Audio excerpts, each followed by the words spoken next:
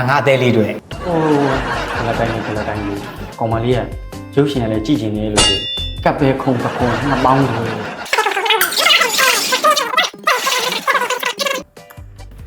ို့တက်ပြီးတေရောအဲ့ဒါမှ3-4သိန်းလောက်ရှိနေတယ် ဟုတ်တယ်အဲ့လောက်ရှိနေရ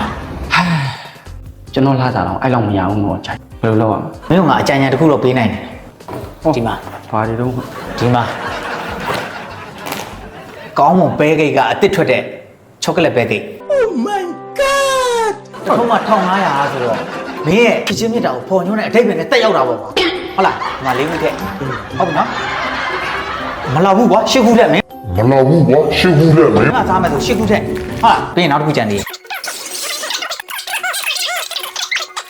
ဒီခါတကက်ချာကြီးဆိုတော့အခုမှတွေ့ရတော့တယ်ပေါ့ ဒီမှာနော်မင်းခုနပြောတဲ့3-4သိန်းမလူဘူး9000တော့မကြောက်ဘူး Yeah boy ဂျာကြီး ဒါပေးလို့မရဘူး အဲ့လို ဒါငါအသေးလေးတွေ ဒါငါအသေးလေးတွေ Damn